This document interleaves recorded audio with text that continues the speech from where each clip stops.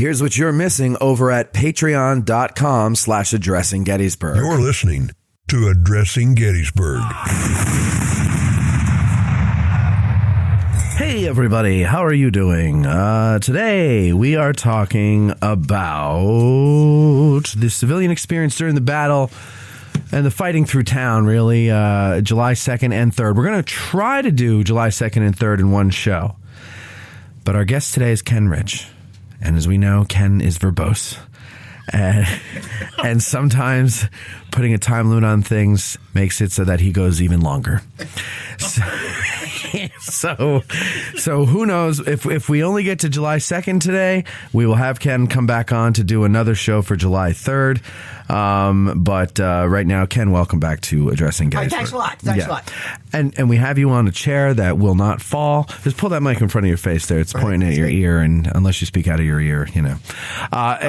So we have a stool that will prohibit you from falling like you did that last time. So anybody looking for any bloopers like that, it's not going to happen. And of course, there is no video version of this one anyway, because we are still doing this without electricity in the studio. So it's battery operated only. Anyway, the fighting in town. Ken Rich. Oh, also Mike Lentz is sitting here with us. Hello, Mikey. Hello. The fighting in town. All right, so let's set this up. All right, let's set it up. First off, the town of Gettysburg. Yeah. All right, and hopefully a lot of you have seen it. You can take a look at a map. You know, your map's going to be able to give you an orientation. There are 3 roads that go through town north-south. You have Baltimore Street, Baltimore Carlisle, right? And since we're south of town, and we're also going to talk today about south of town anyway, we're to the left. To the left of that, one block over is Washington Street. Okay? Also north-south, yeah. Right, Tommy's Pizza, right? And then on the other side, the schools kind of block this, but on the right-hand side, one block off is Stratton Street. Okay. All right, so Stratton Street. And I like to, when I'm doing the walking tours, we're going by, we see the stop sign at the end of Stratton Street. Why is that important? Because that's where Ewell stopped. Okay, so Ewell's there. All right, it's 5 o'clock in the afternoon. All his generals are back and forth. That stray shot hits his leg, doesn't kill him because it's the wooden leg. Right. Oh, we get all the good stories from that. 5 o'clock in the afternoon on July 1st. On July 1st, yes. Yeah. So we're on July 1st. We're going to set this all up. Right. All right, so now what we're doing is we're going to draw a picture of this line and what he's going to do. All right, so over on Washington Street, we'll go from our left to my left to right or whatever, Washington Street, Tommy's Pizza. The 119th New York's there. They're New Yorkers. They're not going to give up the pizza joint. All right, so they've got that spot. It's blocking off the Washington Street. Right. All right. Over on Baltimore Street, what has happened is that, of course, Custer Brigade's had a fight. All right, they've taken severe casualties, but the 73rd Pennsylvania is intact. So they've fallen back, and they're in the area where the gas station and mini market is today, and that would have been the Wagon Hotel. So you're talking across from the 1863 hotel where the Quickie Mart is there. Exactly, yeah, sure. So the Quickie Mart, whatever we want to call it, right in that area, and whatever's left of Custer's brigades in that particular area. All right, over on the right-hand side, we still have some New York cavalry in the area, all right, and now the top of the hill, all right, the Union line. Top of Cemetery Hill. Top of Cemetery Hill, all right. On the west side of the hill is going to be Steinwehr's division, right? All right, and of course now today, I'm going to call it Emmitsburg Road, but in today's terms, it's von Steinwehr Avenue. Sure. All right. Behind him is going to be Carl Schurz's division, and then the other division, Barlow's division, is going to be on the right on Cemetery Hill. All right. So the 11th Corps falling back. And the Baltimore Street separates the 2 divisions and actually 3 divisions because von Steinwehr's there. All right. And while Ewell was deciding not to attack Cemetery Hill, all right, Carl Schurz decides that he's just gotten back to himself and he needs to know where the Confederates are. All right. I don't really think that's I think that's kind of obvious, but he sends in the 73rd Pennsylvania because they're intact. The 17th Connecticut, he sends them in on the other side of Baltimore Street, and with the cavalry out on the flanks in the fields. All right? And they don't go that far. Obviously, the Confederates have occupied the outskirts of town. Right. And so that's where all the dust settles. Right? So for the Emmitsburg Road, Steinwer Avenue, all right, Koster's brigade is in the area of the Wagon Hotel. He's occupying the hotel building, and right to the next door to that is a big barn. So he's there, all right? Now, from Koster, then it's going to turn over to Orland Smith and Orland Smith's brigade, and that's going to be the 55th Ohio, and their monument's right there on the intersection of Washington Street. Yeah, the soldiers put it there because that's where they fought. All right? And a little further up the hill, you'll see another monument right there in the cemetery wall, and that's the 73rd Ohio, and that's where they are. And then if you go past the mine, there's another monument up there, the 136th. All right? Now, he's got another regiment. He's got the 33rd Massachusetts. But they're going to take them away from him on the evening of the 2nd to help support Barlow. All right, and Barlow's men on Cemetery Hill. So he's going to have 3 regiments there, 900 men. All right, so that's that picture. All right, and then we've got soldiers there, and then we've got soldiers at the Wagon Hotel. All right, now the Wagon Hotel, if I follow the whole thing, and based on what folks think or suggest to it, of course, there's always change. So, the disclaimer: I will probably make a mistake today, especially this, right? But 5 different regiments occupy the Wagon Hotel over the 3 days. Right. Right. Yeah. 91st, 2nd, and 3rd, they have to change the regiments. Why do they have to do that? Because they're all shot up. Right? I mean, that's the point. So that's already told me there's an intensity. There's a story here to be looking at. Sure. All right. Now, we'll get to the Jenny Wade house. That's what we call it. John Houck's house. That's on top of the ridge. All right, on top of the ridge there's a stone wall between the Wade house and the Snyder house. Yes, Snyder. Snyder, would that be south of the Jenny Wade house or north of the Jenny? South of the Jenny Wade house. Okay. It's kind of in the parking lot now. In the parking lot, yeah. Yes. The parking lot would have been there, but there's a stone wall there. Yes. All right, and it kind of lines up to the fence around the water tower, because you can see some Ohio markers there behind the fence. That's always a nice adventurous walk when they do a short adventure. Right. All right, but that tells you who's there. It's 107th Ohio and so on, and they're going to be along that wall, and the regiments are going to change positions over the 2nd and 3rd along these areas. Right. All right, put a unit in, pull the unit out, and so on. So that makes a little bit of kind of confusion, but that's it. You got a Union line. Basically, you've got von Steinwer on the Emmitsburg Road. He's backed up by Schurz Division, which is in the cemetery today, the National Cemetery. Schurz's division is behind stone walls there, and Barlow's division is behind stone walls on the other side of the road behind the water tower. On the other side of Baltimore. Right, yeah, on the east side of Baltimore. Okay, so that's the Union position. Okay. All right, so now. By the way, listeners at home, you should probably have a map out when we're going through this here. Because I'm looking, I got a map in front of me, but. But it's a straight line. All right, so we got the Union line, and that's the places, and I'll call back and I'll try to associate with it. Okay. What are they facing?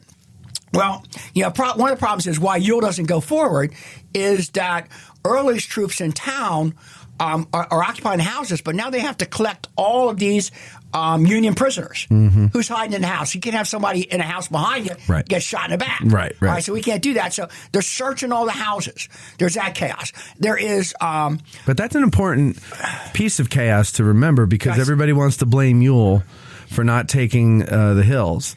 But he has a lot to deal with other than just fleeing Yankees. Okay, so what's Ewell's picture? Okay, so Ewell has... his Louisiana Brigade is in town. They're essentially on the east side of Baltimore Street in those houses, Louisiana regiments, and they're stretched between that and Stratton Street. So that's where they're looking at. That's their area. They do have a cavalry regiment that they turned into Provost that's also searching and taking care of prisoners that they find. Gordon's brigade, same division, right? So Early has Hayes, right? He has the North Carolina Brigade, Avery. Avery's brigade is in reserve behind the or along the roads on the east side of town, having been shot up at Barlow's Knoll. All right, and that attack. Then Gordon's brigade is in the reserves outside of town on Route 30. And Smith's brigade's not quite there yet. All right. And then there's messages going back and forth because there had been a whole 12th Corps division that had popped up in front of Ewell on his left at the Lady Farm. All right. And this goes controversy, never happened, but it clearly, we go to Troy Harmon's and his studies on that side, clearly that 2 brigades of the 11th Corps had crossed Wolf's Hill and were on the Lady Farm, and so that's a distraction. So that's another problem he's got. All right, now 12th Corps. 12th Corps. Yeah. Okay, so he's got 11th Corps in front of him. That he's pretty much taking care of that. Right. He's got 12th Corps on his left. He captures in that process of the evening, somewhere between 5 and 9 o'clock, he captures a courier from the 5th Corps. Okay. Right, saying Joshua Chamberlain's coming, whole little round time. All right? And don't worry, help is on the way. Exactly. So he's got that messenger, right? And now he wants help. All right. So and that ambiguous order, take the hill of practical. All right. So now they're going to be looking at that hill from the time that he gets that message. Lee's going to come over there. Lee can't give him the one division that's on the field, Anderson, because he doesn't know where the Union Army is, so he can't give up his one reserve. So the next person he's going to get is Johnson's division, but Johnson's division is still a couple hours away. The lead part of Johnson's division doesn't arrive till 9 p.m. So that's Ewell's picture. All right? And I mean, he's sending officers to the Lady Farm. He's sending a scouting mission eventually to Culp's Hill. Once Johnson actually Culp's Hill, the scouts go up there. There's 20-some guys. There's only one Union regiment up there, but those 20 guys run into it. Right. They get all captured, 1 or 2. And then, of course, they go back and tell Johnson, well, that hill's full of Yankees. We don't want to go there. And so that ends the whole picture. There's the dust. All right? So now, what's going to happen is that as dawn breaks on the 2nd, the Confederates are in the town. You have Hayes's troops are on the east side of Baltimore Street. Now, the Georgians, Dole's Georgians, it looks like, and this is supposition, but we pretty much believe that Dole's Georgians are on the other side of Baltimore Street. Okay. Right, so they're in those houses. What we would know today is part of the Rupp factory area. Not in the Garlish house, but they try to get in the Garlish house. All right, the Shriver house, the Pierce house, they're on that side of the street. Now, over on Washington Street, and their link is going to be North Carolina troops from Rhodes's division. Okay. All right, so Rhodes's North Carolinians, they made the breakthrough. They come through town, and they're the ones that are going to end up, holding that area, those houses on Washington Street. Washington and Breckenridge today. All right, so Washington and Breckenridge. All right. Now, if we go there and we look at the Emmitsburg Road, and now we're going to take this block from the Wagon Hotel, right? And then there's a barn, then there's 2 houses. And maybe the 55th Ohio's in those houses, maybe Custer's guys are in those houses, maybe they're splitting it. Across the street, fine dining is the Dobbin house. All right? And they wanted to get that French onion soup. Well, and it's such – okay, so we call it the Dobbin house today, right? At the time, it was the house was owned by James Pierce, and that's Tilly Pierce's dad. Tilly Pierce's dad, all right? And one of the Zieglers is the tenant farmer there. Okay. Now, he's actually away. He's away in the 87th Pennsylvania. All right. But that's that. And then we have the next house over is on the other side of Washington Street. And that house is the George house. Right. Yes. Yeah. I hear parents were cruel. Well, no, I hear the cartoon in the background. George. But it also spells it European. It's owned by Captain Myers. All right. Okay. So there's that property, that house there. Of course, July 1st. Captain Myers is related to Sally Myers in some way? Probably, but I haven't tied that together. Okay. All right. He is one of 5 War of 1812 veterans. All right. He owns the house that's going to be the orphanage. Oh, okay. All right. He owns property that's going to be the National Cemetery. So he has it. He's got it going on. He's got a nice spread. There, yes. And he's bought property from Ziegler, Ziegler's Grove. So he's bought some of the properties near that. So he's kind of spread out. And George is his tenant farmer. Right? Okay. All right. Across the street, if we stretch it out a little bit further, is the Ditterer House, and it's spelled last. This is one of the funny words. Yeah, it's ERER or ERTA. It's got a couple spellings there. Okay. All right.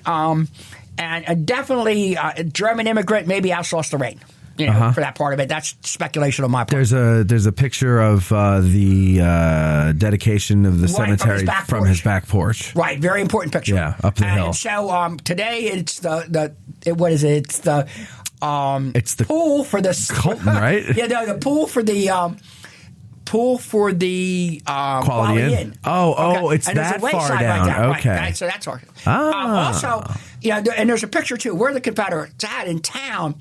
We talk so much about high ground, and the Union Army is on Cemetery Hill, and the Union Army is on Cemetery Ridge. Mm-hmm. But there's a ridge that's going to go from the Bliss Farm to the Culp Farm, all the way through town. Okay, and here's our clue: the townsfolk, they're not very imaginative. So the high ground in town, they call High Street. Right. And look, that's the Confederate Hill. Yeah. So the Confederate action is going to be based on the other side of the hill. Listen to the rest of this interview and dozens like it. Support the show and get early access to special episodes, early and discounted ticket sales, and more. The second lieutenant level and above gets access to all monthly Patreon episodes. So please go to patreon.com/addressinggettysburg, choose a tier, and join. And I thank you in advance.